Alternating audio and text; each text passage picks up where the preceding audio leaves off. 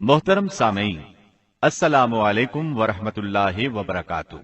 आपके लिए पेश कर रहे हैं क़िससुल अंबिया।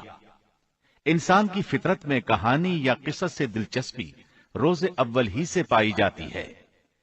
क़िसस का लफ्ज आमतौर पर कहानी या दास्तान के लिए इस्तेमाल होता है, लेकिन कुरान मजीद में अंबिया के जो किस्से बयान किए गए हैं उनकी गरज व गायत कुछ और ही है।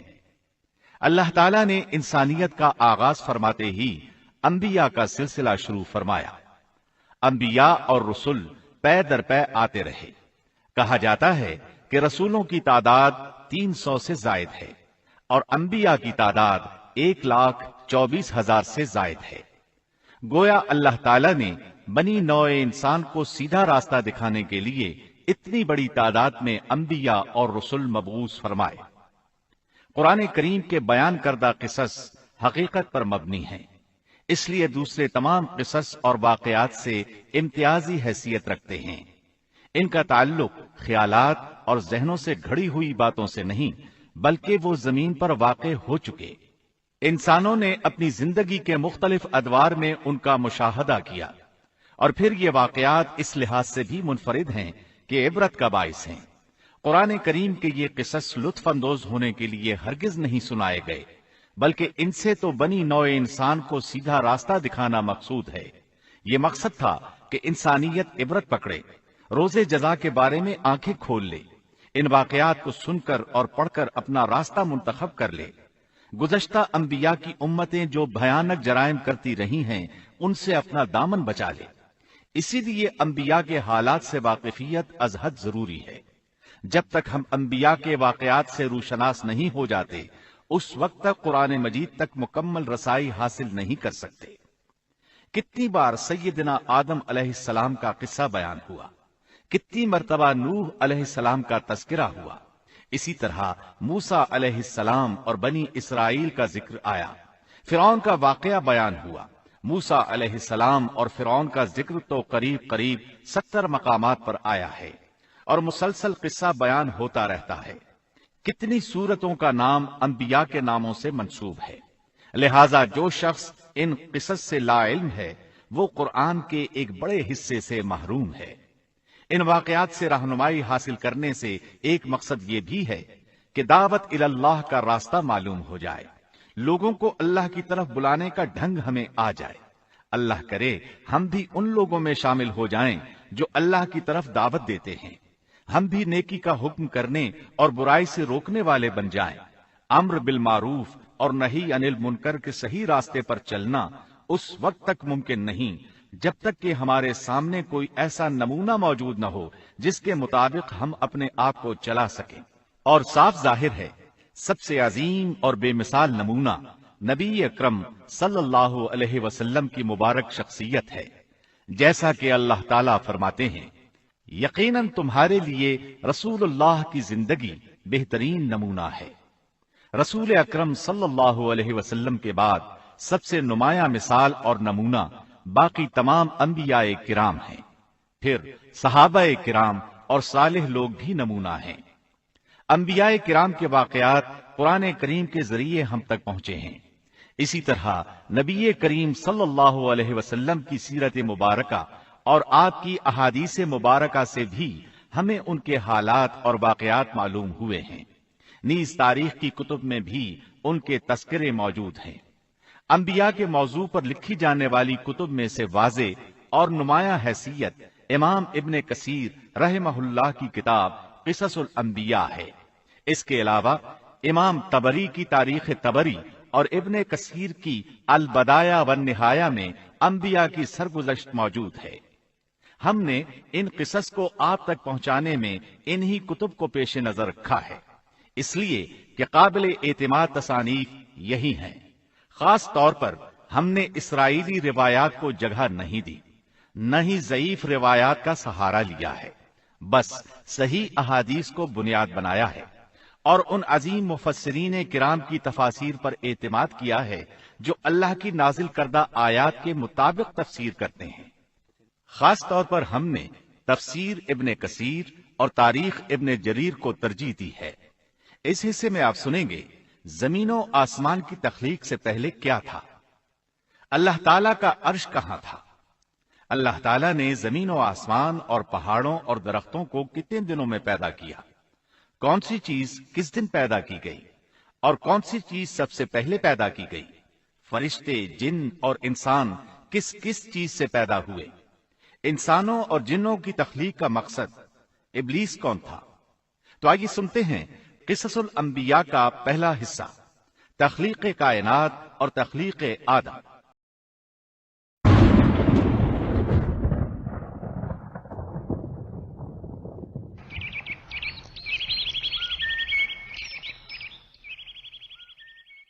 اللہ تعالیٰ فرماتے ہیں، اللہ ہر چیز کا پیدا کرنے والا ہے اور وہی ہر چیز پر قدرت رکھنے والا ہے۔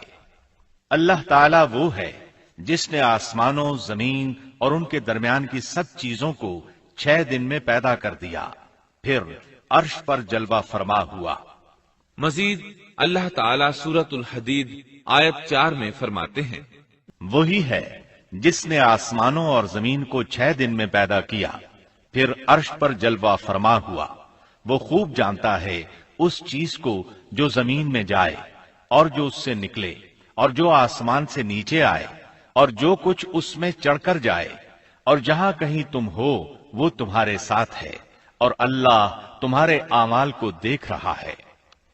اسی طرح اللہ تعالیٰ سورہ ہود آیت 7 میں فرماتے ہیں، اور اللہ ہی وہ ذات ہے جس نے 6 دن میں آسمانوں اور زمین کو پیدا فرمایا، اور اس کا عرش پانی پر تھا۔ امام احمد بن حنبل رحمت اللہ علیہ نے ابو رزین عقیلی سے بیان کیا ہے، انہوں نے کہا، اے اللہ کے رسول صلی اللہ علیہ وسلم، آسمانوں اور زمین کو پیدا کرنے سے پہلے ہمارا پروردگار کہاں تھا؟ آپ نے فرمایا، عما میں تھا، یعنی اللہ کے سوا کچھ بھی نہ تھا، نہ اس کے اوپر ہوا تھی اور نہ اس کے نیچے ہوا تھی، مطلب یہ کہ کچھ نہ تھا، پھر اس نے پانی پر اپنا عرش پیدا کیا۔ گویا یہ تھی مخلوق کی ابتدا۔ امام احمد، امام ترمذی، امام ابو داود اور بہت سے دوسرے محدثین رحمہم اللہ نے سیدنا عبادہ بن صامت رضی اللہ عنہ کی روایت بیان کی ہے۔ وہ کہتے ہیں، میں نے رسول اکرم صلی اللہ علیہ وسلم کو فرماتے ہوئے سنا، آپ فرما رہے تھے، بلا شبہ اللہ نے سب سے پہلے قلم کو پیدا کیا، پھر اللہ نے اس کو حکم دیا، لکھ، چنانچہ وہ اسی وقت چل پڑا اور قیامت کے دن تک ہونے والی ہر چیز لکھ دی۔ یہ اللہ تعالیٰ کا علم تھا جس کو قلم نے اس کے حکم کے مطابق لوح محفوظ پر لکھا۔ امام مسلم رحمت اللہ علیہ نے سیدنا عبداللہ بن عمرو بن عاص رضی اللہ عنہما کی روایت بیان کی ہے، اس میں سب سے پہلی چیز کے بارے میں وضاحت کی ہے، اور جمہور فقہا کی رائے بھی یہی ہے۔ عبداللہ بن عمرو رضی اللہ عنہما بیان کرتے ہیں، میں نے سنا آپ فرما رہے تھے، اللہ تعالیٰ نے آسمان و زمین کی پیدائش سے 50,000 سال پہلے تمام مخلوقات کی تقدیریں لکھ دیں، اور اس وقت اس کا عرش پانی پر تھا۔ اس حدیث مبارک سے واضح ہو گیا کہ سب سے پہلے پانی اور پھر پانی پر عرش پیدا کیا گیا، پھر قلم کی پیدائش ہوئی، اس نے تقدیر تحریر کی، پھر آسمان اور زمین کی تخلیق ہوئی، اور جس حدیث میں آیا ہے کہ ابتدا میں قلم کو پیدا کیا گیا، اس کا مطلب یہ ہے کہ اس جہان کی مخلوقات میں سب سے پہلے اس کا نمبر ہے، نہ کہ باقی تمام جہانوں کی مخلوقات میں پہلا نمبر ہے، اور اس کا تذکرہ بخاری شریف کی اس حدیث میں ہے۔ یمن سے آئے ہوئے ایک وفد نے رسول اللہ صلی اللہ علیہ وسلم سے کہا، ہم آپ کے پاس دین کی سمجھ اور ابتدائی خلق کے بارے میں پوچھنے کے لیے آئے ہیں، یہ کہ سب سے پہلے کیا چیز تھی؟ آپ نے فرمایا، اللہ تھا، اس سے پہلے کوئی چیز نہ تھی، اس کا عرش پانی پر تھا، پھر اس نے لوح محفوظ پر ہر چیز لکھ دی اور آسمان اور زمین کو پیدا کیا، یعنی ابتدا میں پانی پر عرش کی تخلیق ہوئی، پھر قلم کی پیدائش ہوئی، اس نے سب کچھ لکھ دیا۔ علماء کرام کا بیان ہے، قلم کے فوراً بعد لوح محفوظ کو پیدا کیا گیا، چنانچہ قلم نے لوح محفوظ میں ہر چیز لکھ دی۔ اس کے بعد کائنات کی باقی مخلوقات اور آسمان و زمین کی پیدائش معرض وجود میں آتی گئی۔ اشیاء کی پیدائش والی ترتیب میں علماء کرام کے کئی اقوال ہیں، اور ہم نے آپ کے سامنے جمہور علماء اور فقہا کی پسندیدہ اور راجح ترتیب پیش کی ہے۔ آسمان اور زمین کی مخلوقات کی ترتیب کیا ہے، اس بارے میں امام مسلم رحمت اللہ علیہ نے سیدنا ابو ہریرہ رضی اللہ عنہ کی روایت پیش کی ہے۔ وہ کہتے ہیں، نبی اکرم صلی اللہ علیہ وسلم نے میرا ہاتھ پکڑا اور فرمایا، اللہ تعالیٰ نے ہفتے کے دن مٹی کو پیدا کیا، اتوار کے دن زمین میں پہاڑ، پیر کے دن درخت، منگل کے دن تکالیف، مصائب، جراثیم اور بیماریاں، بدھ کے دن نور کو، جمعرات کے دن زمین میں چوپایوں کو پھیلا دیا، اور تمام مخلوقات میں جمعے کے دن کی آخری گھڑیوں یعنی عصر سے رات کے درمیان میں آدم علیہ السلام کو پیدا کیا۔ مطلب یہ کہ ابتدائے آفرینش میں جن مخلوقات کی تخلیق ہوئی ان میں سے آخری مخلوق انسان تھا۔ اس حدیث میں مختلف حالات کو نہایت وضاحت سے بیان کیا گیا ہے۔ اس سے بخوبی پتہ چل گیا کہ ابتدائی مخلوقات کی ترتیب کیا تھی۔